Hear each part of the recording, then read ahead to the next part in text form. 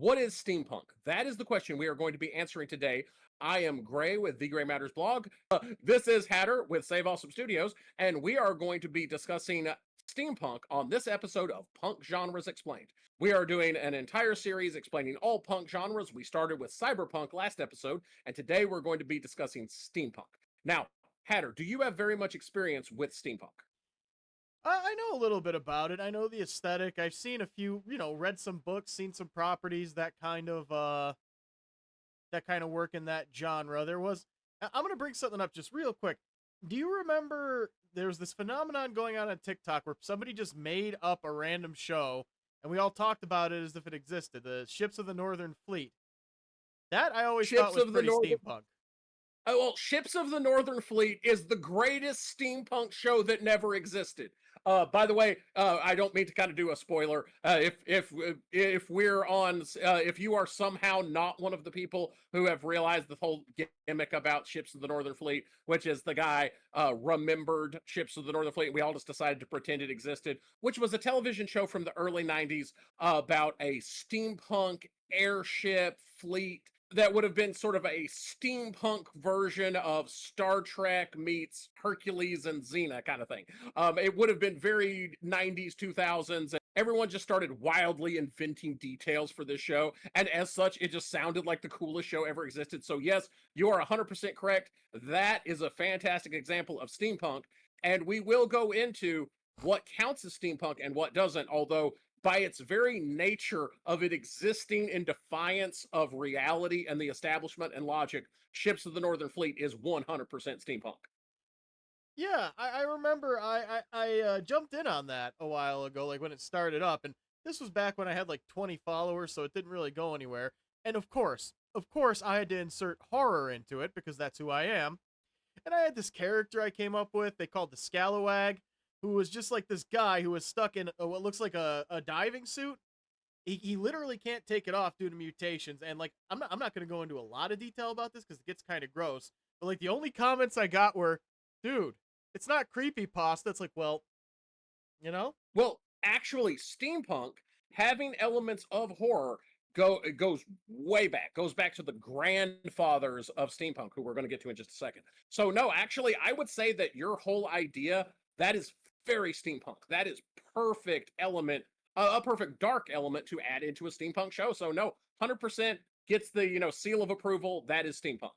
oh yeah, and a lot of what I was going for with it was like, it's this made up show that didn't really exist. I was kind of taking inspiration from Candle Cove and talking about this episode. I remember whenever I bring it up with my friends, they said they never saw it, they don't know about it. And like I went into a lot of detail. I'm kind of mad it didn't go anywhere because I was kind of proud of what I came up with. But that was 5 years ago. Well, and unfortunately, now that we both have a little bit bigger audiences, I feel like Ships of the Northern Fleet is no longer as on everyone's mind, so it's not like we could recreate it, and that's kind of sad. So, hey guys, anyone listening to this in the comments, if you want us to try to bring back weird elements of Ships of the Northern Fleet where we all just start making videos about that again, I'm down if you are. Let me know in the comments. We can do it on Liminal Radio, TikTok, but that's for another time. I'm sorry, we went on a bit of a tangent there. We were talking about Well, steampunk as a genre.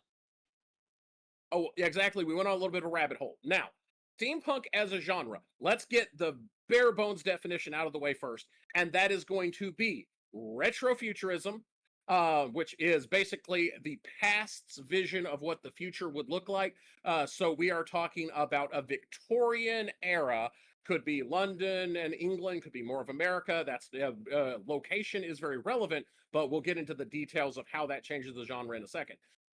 But it's going to be a Victorian's vision of the future. So we're going to be talking about modern to futuristic level technology, but accomplished through Victorian means. So we're going to have fast, easy travel, but it's going to be accomplished by steam-powered locomotive trains and by dirigible airships, zeppelins, and things like that.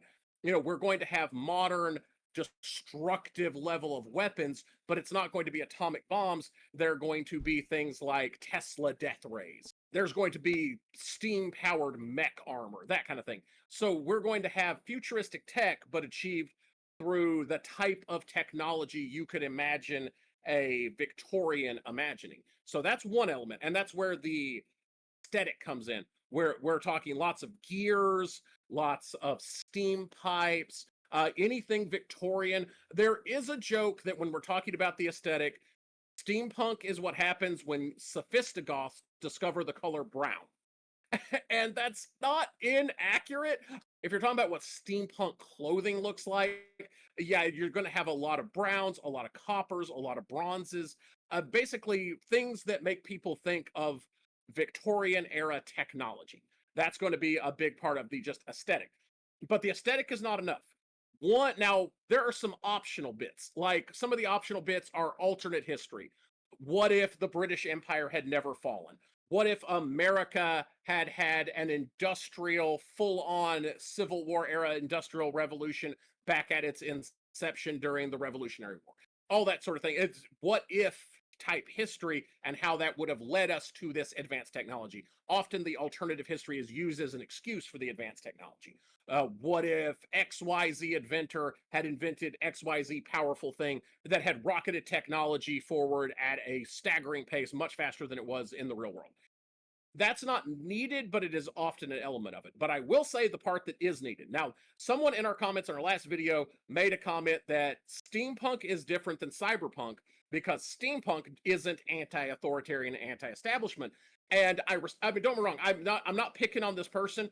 They're incorrect because I get why it's not as obvious. Because in cyberpunk, we're often lampooning the same types of issues we deal with today. We're talking about the same kinds of authoritarianism, the same kinds of establishment with corporations and governments that are very recognizable to us today. The thing is, steampunk, all the way back to its roots, is criticizing the systems of power from that time. So just a few things that we will see steampunk tackling and being anti-authoritarian to, systems that we see them going after, are things like sexism. Because the suffragettes were a huge thing, because this is a time period where women were trying to get the right to vote. So we'll see elements of sexism being tackled in steampunk a lot. We'll often have a strong female character who is kind of not able to pursue the same types of jobs. You know, she's a badass, but she gets disrespected and thought less of and underestimated because she's a woman. Like I said, the suffragettes are a huge movement. There's a couple of books that have them in it that I think are fantastic, but we'll get to those in a second when we start talking more examples. Another element is colonialism, where you have the big, powerful governments taking over smaller countries and inflicting their will on them. That goes all the way back to Michael Moorcock, and Michael Moorcock Hold on. is Hold on. Yeah. Michael who? Moorcock. Moorcock. Yes, that is his name. That's what Let's I thought all you just said. take a moment. Let's just take a moment. Everyone giggle. Get it out of your system. Well done. Well done. Okay. Moorcock. But Michael Moorcock is absolutely amazing. And you know what? It's fitting that his name is Michael Moorcock because I think he has big dick energy.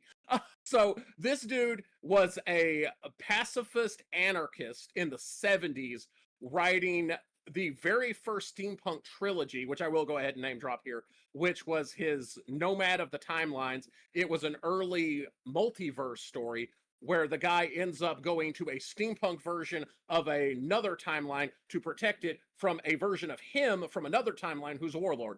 The first book's called Warlord of the Air. The second book is called Land Leviathan, and the third book is called Steel Czar. And it is very much looking at a world in which England's colonialism never ended, their empire never fell, and how bad of a thing that is. And it's very much being very anti that kind of governmental power. And it gets very, very complicated. I'm not going to try to explain the whole plot here, but 100% the anti-colonialism goes all the way back to Michael Moorcock. Well, at least his first name's not Richard. Richard Moorcock. I mean, you know, hey, whatever gets the message across. Yeah, he knew what he was telling people. Yeah, like I said, any kind of anti-authoritarianism, anti-elitism. So often the bad guys are aristocracy, which was, of course, the system of power that was huge in the Victorian era. We do also get early anti-capitalism, but it's not the same type of anti-capitalism that we see as much in like cyberpunk. The anti-capitalism we see there is more like where bankers are the bad guys and robber barons and rail barons, your merchants, your these rich people who were starting to take over things. Those are more the villains we see. You know, the guy who wants to come in and bulldoze the whole town to put his railroad through. That's the kind of capitalism we see being opposed in steampunk. So the kind of capitalism that runs wild now without any kind of opposition. It's that type of capitalism's grandfather. I would say the difference between our modern capitalism that is often more talked about in cyberpunk and the type that's talked about in steampunk is, like you said, there's less opposition, there's less regulation. It's literally the Wild West where they can come in and if you've got enough money, you can do whatever you want. Not that that's not the situation now, but it's a different flavor. Yeah, that makes sense. And I will say another element that's handled a lot in steampunk is analyzing technology and its impact on our lives, and how the more powerful the technology gets, that can have unintended consequences. An example of a story that is the perfect steampunk story that no one ever has called steampunk, as far as I know, but as I was researching for this video, it just popped out into my mind, which is John Henry versus the steam engine. Yeah. That's the perfect encapsulation of us. It's steam powered. It's about technology taking over. It is about a man opposing the technology and saying he cannot be replaced by a machine. That I've never thought of that story as steampunk, but that is steampunk 100% seal of approval. Now let me ask you this: the story of John Henry, when you originally heard it as a kid or whatever, how did it end? John Henry dies. Okay, because I've heard two versions of the story. One in which John Henry, yeah, he defeats the steam engine but dies, and one in which the steam engine beats him and that's it. See, I've never heard that version, and I hate that version. So I mean, to me, that sort of defeats the purpose Oh of yeah. the story. Now, don't get me wrong; it's still a tragic story. It's fatalistic because it's John Henry won and died doing it, and only John Henry could do it. That was the whole thing. That it was John Henry's death kind of represents the death of the type of person who can oppose the machine. So it still ends with the machine taking over. It just proved that John Henry was morally superior to the machine, even if he couldn't beat it in the end. Even if he won the competition, he died. The machine still wins. Now, in fairness, I've only heard that version of the story maybe twice. I don't remember one of them, but I remember one was in a movie where this kid somehow goes to the time when all these tall tales existed, and John Henry's one of the people he works with, and he loses. But at the end of the story, they all, they have their adventure, and then he says to the kid, he says, "Yeah, I'm gonna go and take another crack at that steam engine," and that's where the story ends. But That movie's called Tall Tale, by the way. I remember it being pretty good. It was an interesting movie. It definitely had a lot of elements going on. So those are kind of the elements that we really got to see to be steampunk. We have to see some kind of anti-establishment, anti-authoritarian critique of power, and we have to see preferably steam powered. We could argue if whether or not the technology has to be powered by literal steam or not. Usually we're going to expect bellows and gears and steam stacks, smokestacks, that kind of thing, furnaces, because if we change the power source, then we're usually going to enter a subgenre of steampunk. Uh, Clockwork punk, also sometimes called gear punk, is an example where instead of using steampunk, they use a lot of clockwork, although most steampunk does contain some. But there's a weird thing in a lot of the later punk genres. When we talked about cyberpunk, this didn't really come up. But all the punks after that, or many of the punks after this, when we're talking steampunk, diesel punk, all this type of stuff, they're named after the power source that was prevalent at the time. So steampunk, we could argue that if it uses some other element other than steam, it should have a slightly different, that makes it a subgenre. There's a type of punk that's between steampunk and diesel punk that's often called Tesla punk, where the main type of power is electrical. The thing is, Tesla punk can either be more like a subgenre of steampunk if it's like an early form of electricity, often called amberic energy, which that's a fun fact that electrical energy was originally called amberic energy. And that we can have more of a diesel punk version where it's more like that World War II era. So it depends if we have electricity in the Victorian era, then Tesla punk is a subgenre of steampunk. If we have electricity in the World War I, World War II era, then it's more of a diesel punk subgenre. So that one can move around a little bit. So I'll ask you this because you mentioned Clockwork, and I think this is more steampunk, but you're of course familiar with the greatest band of all time, Rush, right? Yes. They had their final album was called Clockwork Angels, which takes place. It's their only full concept album, and it takes place in a world of clockwork. There's this guy, he discovered this new source of energy, and it can basically keep some people alive forever. That's one thing it does. So the whole idea is the guy, the watchmaker, clockwork, he basically plans out every person's life from start to end, blah, blah, blah, all that stuff. And there's another character called the anarchist. I like him better. There's this harsh battle between the idea of the anarchists saying, buildings need structure, human beings need freedom, and the watchmaker saying human beings need structure because that's how we found peace in the world and blah, blah, blah. And of course, we have Owen, the main character, who's just somewhere in the middle wanting to live his life. There were actually 3 books, which is really interesting because I've only read the first one. But it's definitely, I went off on a bit of a tangent there. It's definitely one to check out. Clockwork Angels is a fantastic novel and a fantastic album. And that is steampunk as hell. Like I said, we can argue that it is steampunk subgenre gear punk, but that's really not a super important distinction. That's just again the aesthetics and the technology. That is steampunk as hell, 100% approved, seal of approval, steampunk for sure. Yeah, definitely though. There's 3 Clockwork Angels books. There's Clockwork Angels, Clockwork Lives, and the third one, which released after Neil Peart's death, but short he got to read it before he died, thankfully. They're all written by Kevin J. Anderson. Is that a name you know? Vaguely. Yeah, he's one of the names in that sort of literature. He writes a lot of stuff like I think he wrote a couple of the tangential Dune novels. But yeah, no, he's pretty prolific in a very niche genre. So he's prolific, but very smallly prolific. But yeah, no, listen to the album, read the book, and if you want, read the other 2 books because just fantastic. But even the music sounds steampunk because like the opening is just like the sound. I don't really know how to describe this. Like the opening guitars sound like a train running. It's a really interesting. It's a really and fun fact. The first single from that album released in 2007, right? I just graduated high school. The album released in 2012. So 5 years between That's the first awesome. single and the album, but yeah, well worth the Yeah. wait. Like I said, that's awesome and 100% steampunk approved. Now, I'm going to start kind of discussing the history of steampunk and start mentioning some steampunk novels and how we got here.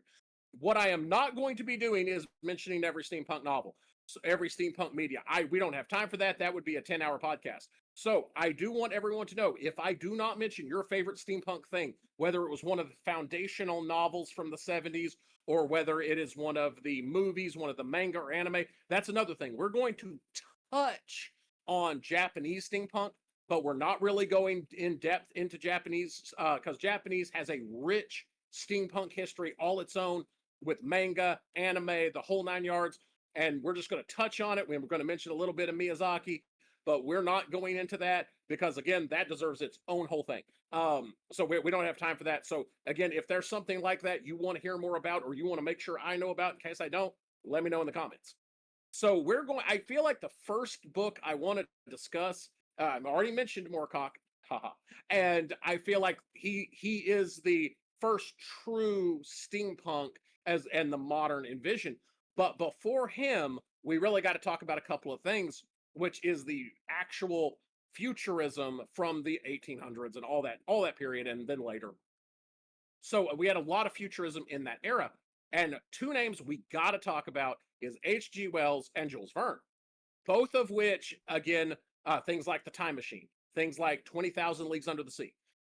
These are going to be, these absolutely have the aesthetics, the futurism of steampunk. The question we have to ask is, are they anti-authoritarian? And I would argue absolutely. In The Time Machine, we literally watch humanity destroy itself. You don't really get much more steampunk than that. You end up with the Morlocks and the Eloi and humanity just absolutely wrecking everything. And even in our post-apocalyptic state, we're still oppressing and consuming each other with the Morlocks and the Eloi. So yeah, absolutely. That's the grand. Now I'm going to say this is these are two guys are the grandfathers of steampunk. They are not necessarily steampunk themselves. I don't think they have every element needed to be that, but without them, we don't have steampunk. They are the grandfathers. And then of course we have 20,000 Leagues Under the Sea with Captain Nemo and one. I love Captain Nemo. I think he is a massively under discussed character, and one of the main things is he has created the Nautilus. He's basically the Iron Man of this type of novel. He creates all this amazing technology, and he refuses to give it to the governments because they would misuse it. Again, steampunk all the way. So I definitely feel like these guys are the grandfathers of steampunk. Another one, of course, there were a lot of novels, penny dreadfuls and dime novels that were aimed at young men. And one I want to mention for a very specific reason is the Thomas Swift series. Are you familiar with the Thomas Swift series, Hatter? Nope. It's basically about a boy inventor who gets put into all these situations and invents something amazing in order to get his way out of it. But I'm mentioning it for a very specific reason because you do know a reference to it that you've never known was a reference to it. Are you familiar with the less than lethal weapon called a taser? Yeah, I know about tasers. Are you aware that taser is an acronym? Each one of those letters stands for a whole word. I knew laser was. I didn't know taser was. Thomas A. Swift's electrical rifle, taser, because that is the title of one of the books, Thomas A. Swift's electrical rifle. And they just named it after that. Yeah, because it was a gun that shoots electricity, and there was one of those in the Thomas Swift books. So we currently have a reference, and I just reference that because I think it's so cool that we currently have steampunk technology. We have Thomas A. Swift's electrical rifle, and people carry them now. That we have access to this wonderful steampunk technology.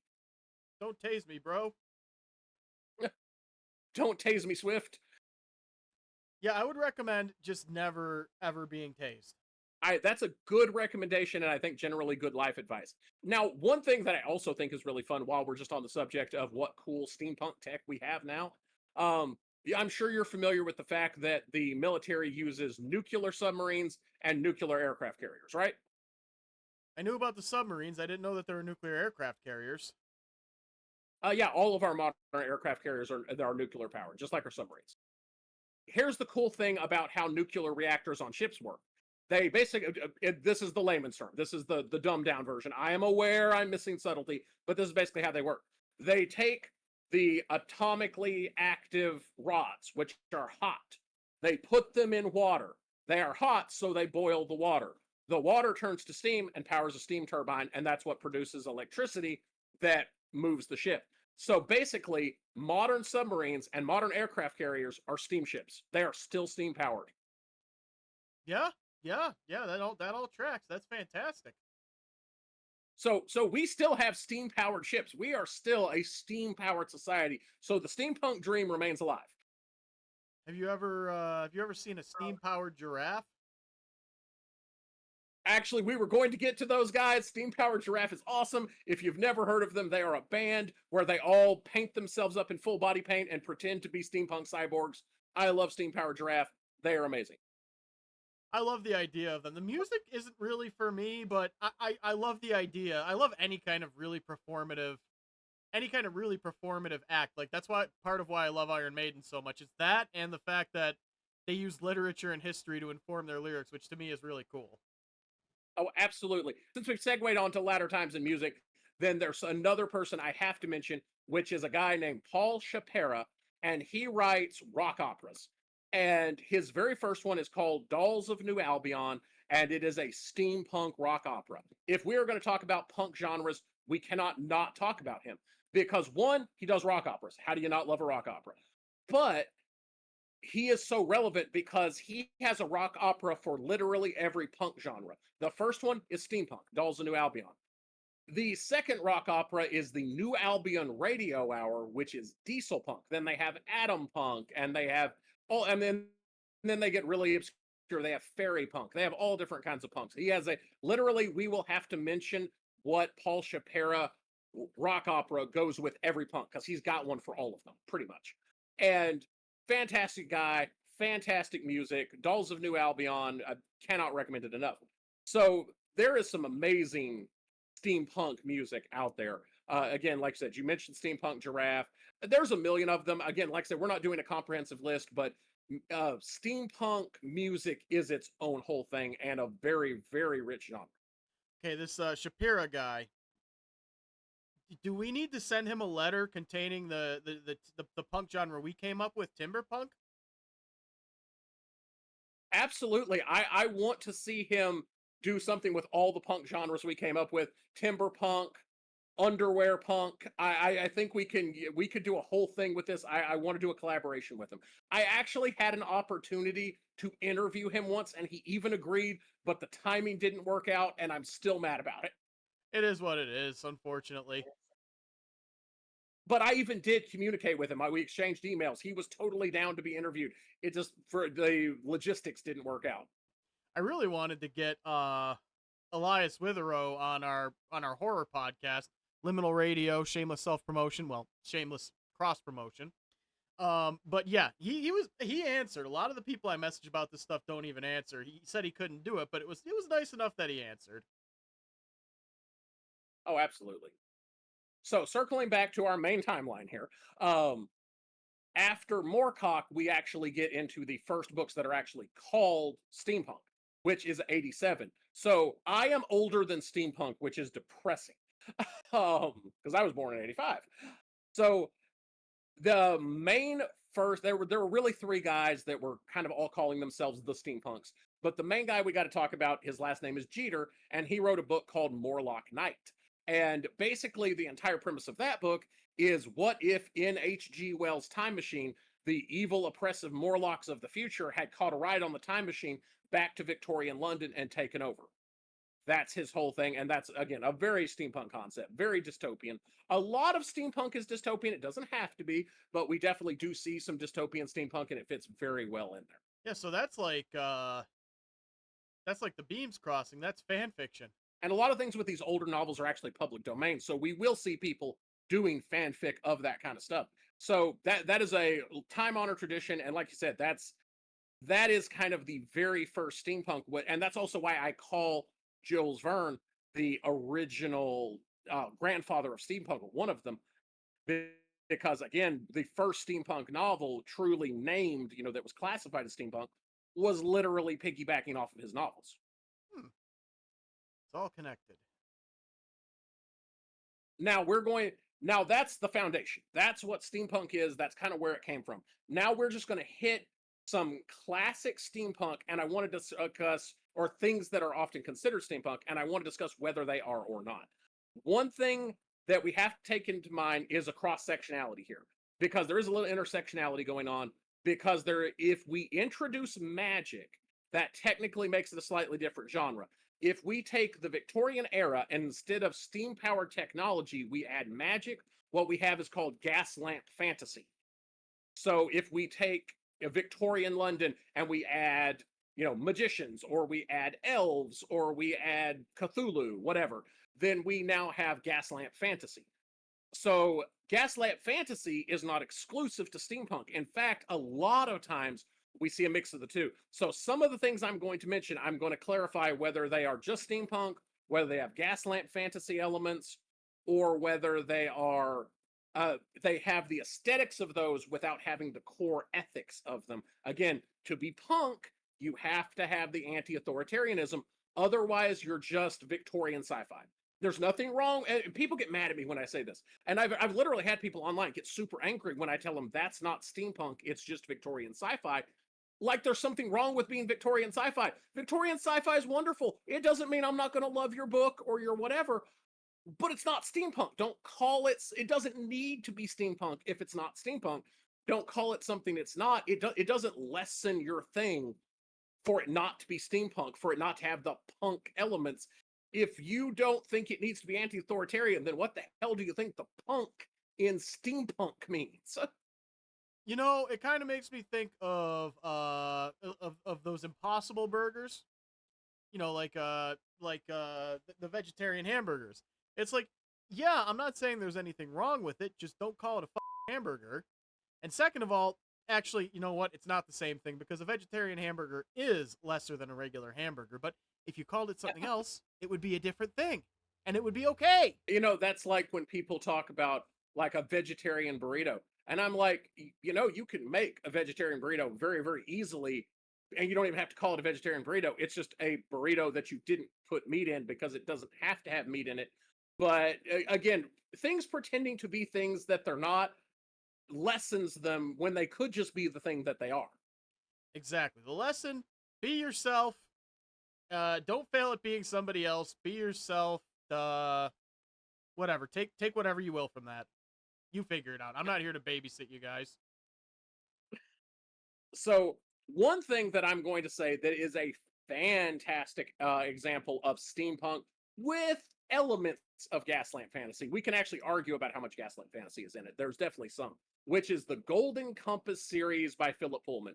Are you familiar with the Golden Compass, Hatter? Is that the one where there's Santa Claus and a polar bear? No Santa Claus. There is polar bears, and they wear armor. I think you might be thinking of Narnia with No, I with know where I got mixed up yeah. there. I know where I got mixed up there. Do you remember you've seen American Dad, right? Yeah. So there's an episode where they're fighting Santa, and one of the characters joins Santa's side because they don't treat him like part of the family, and he asks for a Golden Compass polar bear helmet for Christmas. That's where my beams are getting crossed.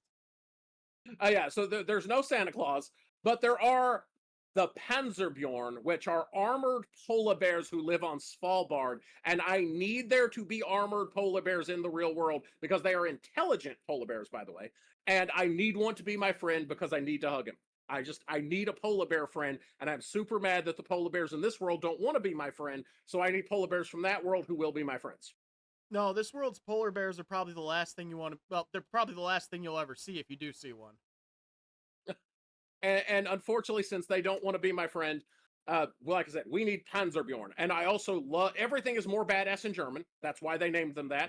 Panzerbjorn means armored bear, and they build their armor out of sky metal, and it literally embodies their soul. That's one of the big elements in Golden Compass is everyone's soul lives outside of their bodies. Panzerbjorn have their armor is their soul. Humans have what they call a demon, which is a small animal which is a animal. Every person, when you're a child, it shapeshifts into whatever kind of animal it wants to be, and when you mature, it solidifies into a type of animal that embodies your personality. One person has a monkey, one person has a snow leopard. That's actually two of the main antagonists animals. So these are literally spirit animals. Yeah, your soul lives outside of your body as an animal, and it talks to you and talks back and forth with you. That sounds cool. I want that.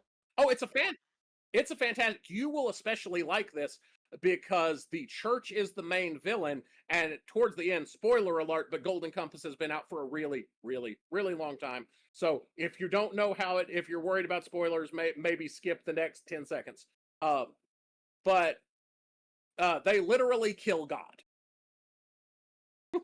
Okay, I've never had any desire to read those books. I never actually knew anything about them. That's all you had to tell me. You didn't have to tell me about Panzerbjorn. You didn't have to tell me about any of this stuff. If you had just told me that, I would have been interested. Including, and it's actually very complicated. And like what God is ends up being very complicated, and there ends up being whole deceit about it. And it's so fantastic. It has some amazing world building. There is some stuff about the ending I'm not in love with, but the only reason I care so much is because it is such a fantastic book. There is a movie which is okay. There is a TV series which is very good. So any way you choose to consume that is perfectly good. So I highly recommend either the TV series or the book series. Very, very good. Very steampunk, but definitely high towards Gaslamp Fantasy. Is there the devil in this series? No, they don't need one. Okay, fair enough. I always like when there Well, is because one, but if you don't need it, you don't need it, you know? well, and to be fair, I guess there are characters that would get into too much spoilers, but it is so interesting. There's an underworld, there's guardians of the underworld, there's a whole thing with the fate of souls. It in the entire fate of reality ends up in the hands of this like 12-year-old girl. Of course, that's what always happens. So another thing I want to mention that like I said, we're going to step a foot into Japan just for a second because we got to talk about Miyazaki. Anyone who's not familiar with Miyazaki, that's basically, some people call it Japanese Disney, but that is doing him a massive disservice. Of course, he's the person who did things like Ponyo, like Howl's Moving Castle, and Castle in the Sky. These are the two steampunk ones. These are the ones we're going to be discussing. But also things like Spirited Away. These are the very classic, very comfort watch, cozy, beloved childhood memory animes for people who like anime.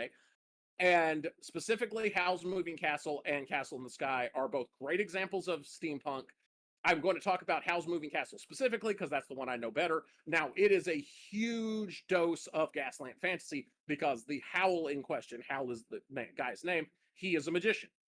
And there's this whole thing where he became a magician. He had his heart removed and he became incredibly powerful. He's now trying to fall in love with this one girl who has been turned into an old lady by an evil witch. It's a very complicated storyline, but the moving castle in question is a giant steampunk castle on legs with big, and it changes shape over time. Very steampunk, has all the proper steampunk aesthetics, and it definitely has the anti-authoritarian vibe because one of the main things going on is the governments are at war of two nations, and they are trying to make all the magicians fight for them, including Howl, and Howl does not want to fight for the government that does not love him. So very anti-authoritarian, very steampunk, great example. Yeah, I've seen that one, and it was all right. Like I'm not big on anime. I just remember that in the English version, Billy Crystal played the little fire guy, and I thought that was fun. Calcifer. Yeah, Calcifer. And then there was this kind of made me think of another thing. Just a quick aside. Have you seen the Castlevania series, the anime Yes. series? Yes. We have the same thing going on there with Dracula's castle. It does all kinds of crazy things. It moves, it flips over. It's a steampunk. Yeah, you know what? Castlevania is admittedly a very dark version of Gaslight Fantasy. Gaslamp, you know what I mean? The thing you just Oh yeah, told me I would about. say I would say Gaslamp Fantasy. I've also heard it called Gaslight Fantasy. So I will accept Gaslight or Gaslamp, either one. And I would agree that it is definitely Gaslight or Gaslamp Fantasy. I will even argue it has steampunk elements. I will argue that Castlevania has, I won't call it a full-on steampunk, but it's definitely got the elements there for sure. One of my favorite lines from that show, this isn't really related, but I had to bring it up. There's these two guys talking. One's kind of refined and one kind of isn't. He says, maybe I just miss being somewhere where they have toilet paper. And the guy pauses for goes, what the is toilet paper? Now, for the next couple of ones I'm going to discuss, we need to discuss another subgenre, which is when we take steampunk and that same era of time and the same technology, but we move it to America. Because in America during this time, usually we're going to be setting it in the Wild West. So we're going to be taking cowboys and railroads and cattle barons, and we're going to be putting steampunk elements in them. And we're also can add the Gaslamp fantasy elements. And if you take the Wild West and you add Gaslamp and steampunk, the term is Weird West. So Weird West is its own genre and can include everything with fantasy, steampunk, sci-fi, everything. If it is non-factually possible elements in the American Wild West, that's Weird West. So that's definitely a crossover genre. Yeah, I like that. There was a creepypasta I read years and years ago. I don't remember all the details, but I remember it was like it took place in the Wild West. There's people watching things, and there was like this pit with some kind of strange whatever in it that was turning people into zombies. It was Old West zombies. It was pretty interesting. Now, I will say, back to Paul Shapiro, since we brought up another genre, he has a Weird West rock opera called Miss Helen's Cabaret, or Miss Helen's Weird West Cabaret. Also fantastic. One of his better ones, in my opinion. So I wanted to make sure we had that clear because I want to talk about the Bioshock games. Have you played the Bioshock games, Hatter? I played the first one. I couldn't get very far in the second one. I played Infinite. That's all of them, isn't it? Yeah. Infinite is very relevant because that's the one we're talking about. The first and second ones are arguable, but I would call 1 and 2 mostly diesel punk with biopunk elements. and Tesla punk elements. Biopunk is where we usually take any of the other punks and then add a lot of biological engineering, so cloning or biological alteration, gene splicing. That's where the splicers come in. So I'd say a biopunk element, but mostly that's diesel punk. Now, when we start talking about Bioshock Infinite, that is steampunk. That's steampunk all the way, and it really even is kind of Weird West because again, we have that Wild West element to it. And again, it definitely has its punk credentials because it is criticizing nationalism, authoritarianism, racism. Racism, we actually kind of glossed over that with the colonialism, so that's part of it. But another thing is criticizing racism is another thing that is often tackled in steampunk. I will say that if you have a character who is, non-white or who is a female, who is a strong character that is your main character, and they don't face any sexism and they don't face any racism, and it's supposed to be a steampunk setting, I would argue that you would have a hard time arguing that you wrote steampunk because you wrote idealized fantasy or idealized sci-fi in that era without really tackling any of the other issues that were there, and that's a big part of what steampunk does is tackle those issues. I'm not saying it can't be, don't get me wrong, I'm not saying that's a hard rule, but I would say that is definitely something I would expect to see in a steam. If you have a female character, she's probably going to face some sexism if it is truly steampunk and you are tackling steampunk style issues.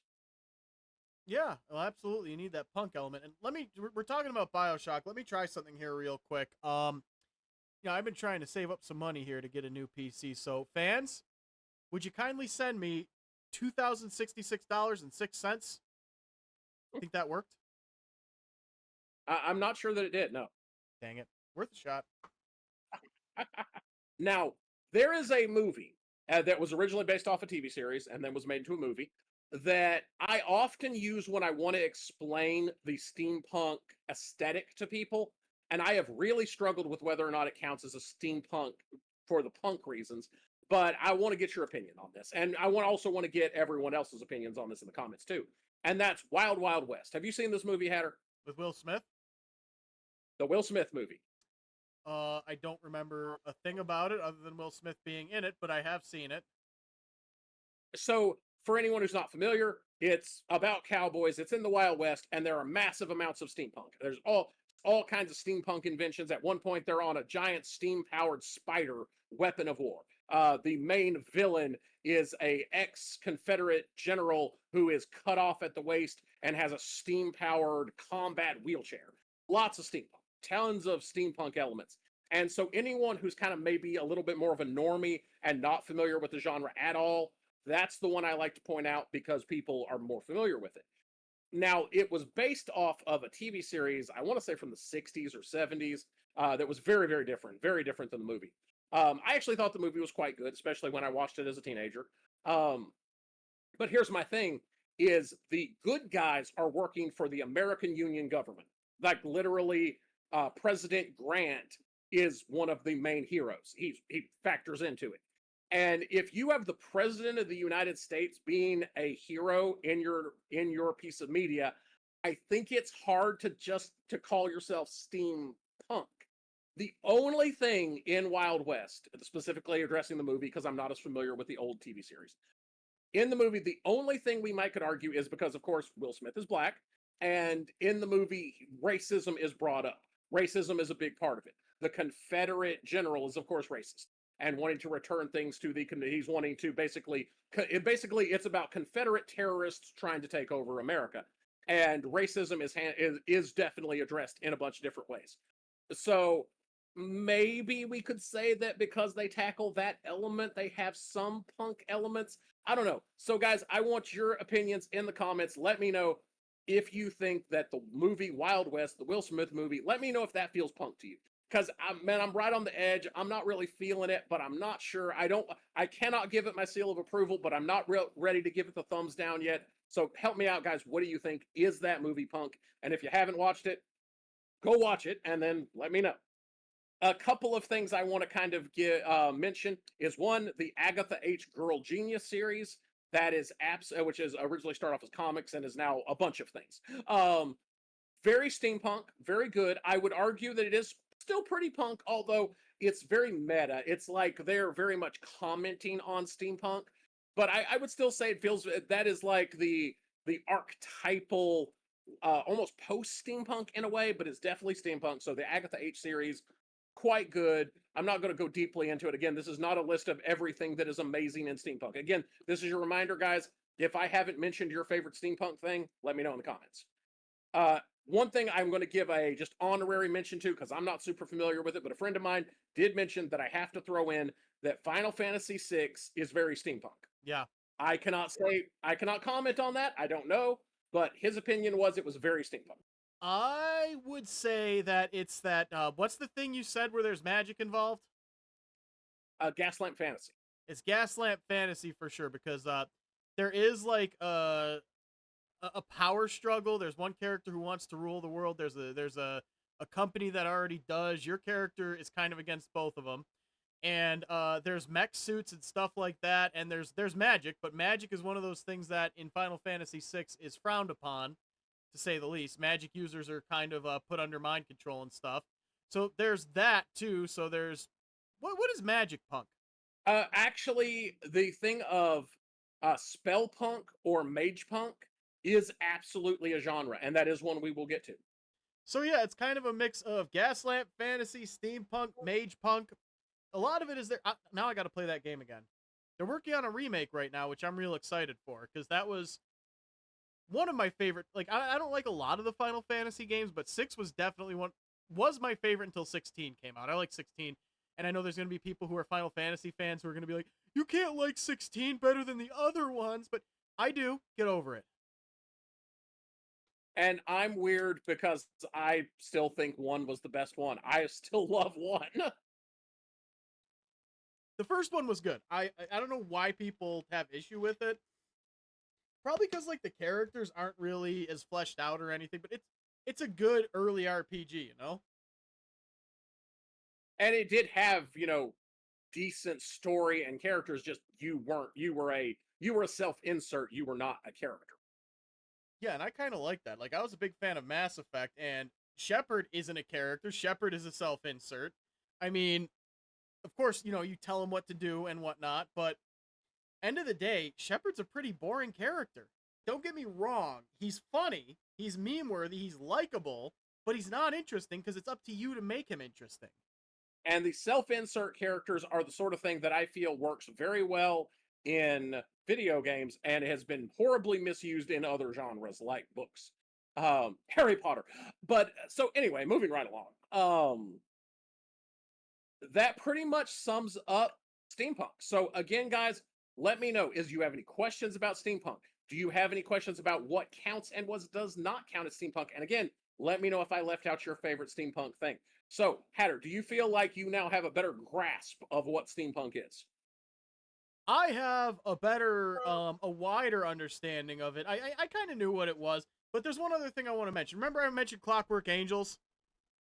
Absolutely. So I have to show off my, the portrait I painted of Neil Peart. It's not showing the background of the portrait. It's just picking up him. Hello, I'm Neil Peart. But yeah, that's my expressionist style painting of Neil Peart that I did when he died as a tribute to him. I just wanted to show that off a little bit. That's awesome. I do recommend that you and you and you and all of you listen to the album Clockwork Angels by Rush. Read the novel. It is so worth it. But that's all I have to say. So that has been steampunk. In our next episode, we're probably going to talk about diesel punk. Although if there is another punk genre you would like me to discuss beforehand, if you can convince me in the comments, we might do it. Remember, there is sandal punk, which is based out of Greece and Rome. We have sail punk, which is pirates. We have ether punk, which is counterfactual space exploration. So if there is any kind of punk you would like to see us talk about, let me know, and you might can supplant diesel punk, but otherwise the next one will be diesel punk. Once again, thank you guys for joining us. This has been Gray with the Gray Matters blog, Hatter with Save Awesome Studios. Make sure that you are following him. There will be links in the description so that you can find him. Make sure that you hit the like button, share all the buttons, do all the things, and we will see you next time.